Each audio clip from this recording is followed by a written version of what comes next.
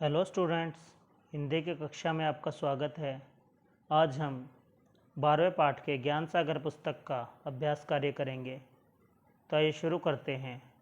5वां पॉइंट है इसमें हमारा। पाठ के आधार पर नीचे कुछ कथन दिए गए हैं। सही कथनों के सामने सही और गलत कथन के सामने गलत का चिन्ह लगाइए या निशान लगाइए। पहला है, जब कोई इच्छा होती है तो चिंता भी लगी रहती है। ये सही है, क्योंकि हमने पढ़ा था ना कि अगर इंसान की इच्छा है तो उसको चिंता है, अगर इच्छा नहीं तो चिंता भी नहीं। दूसरा है, हमें अवसर के अनुकूल बात करनी चाहिए। ये भी सही है, पहला भी सही दूसरा भी सही, क्योंकि हमें जैसा अवसर होता है उसी के अनुकूल बात करनी चाहिए। जैसे उदाहरण दिया था ना कि युद्ध के समय श्रृंगार रस में हम बात नहीं कर सकते, इसी तरह से जो जैसा अवसर है हमें उसी अवसर के अनुकूल बात करनी चाहिए।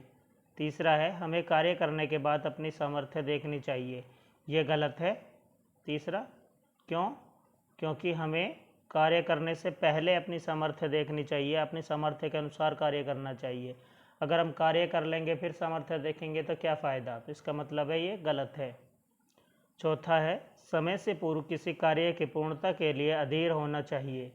ये भी गलत है, क्योंकि समय से पूर्व किसी कार्य के लिए अधीर नहीं होना चाहिए, क्योंकि जो कार्य होता है वो समय पर ही पूरा होगा। ठीक है। इसके बाद है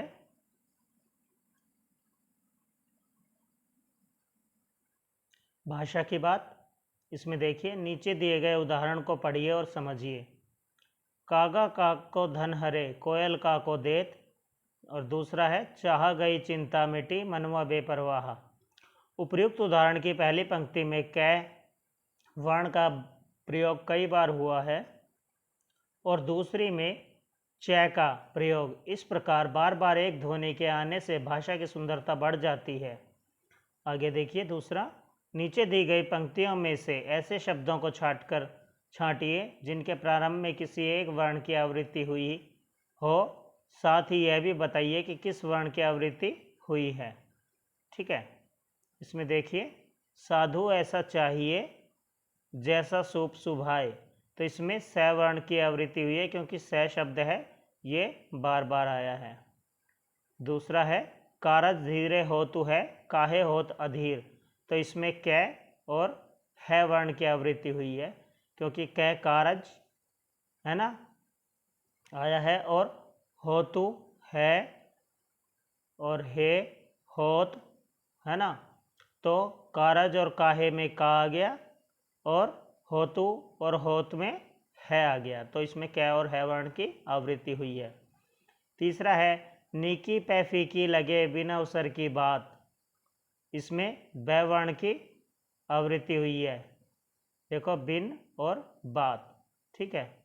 इसके बाद नीचे दिए गए शब्दों का हिंदी रूप लिखिए। काको का मतलब किसका, विचारी सोचकर या विचार, सुभाय स्वभाव, कछु कुछ, कारज काम या कार्य, साह शाह और सुनाए सुनाना। ठीक है। अब हम अनुमान और कल्पना के प्रश्न उत्तर करेंगे। पहला है, मान लीजिए कि आपके पिता आपको जेब खर्च के लिए हर महीने 100 रुपये देते हैं। आप उसे किस तरह खर्च करेंगे? इसका उत्तर है, अगर मेरे पिताजी मुझे जेब खर्च के लिए 100 रुपये महीने दें तो मैं उन पैसों को केवल और केवल उचित कार्यों में ही खर्च करूँगा, जैसे किसी की मदद करना या अपनी पढ़ाई के कार्य में। ठीक है। दूसरा है, बाज़ार से सब्ज़ी खरीदते समय, स्कूल की फ़ीस भरते समय, नाटक की तैयारी करते समय कौन कौन सी बातें करना अवसर के अनुकूल नहीं होगी? हर स्थिति के लिए दो दो बातें बताइए।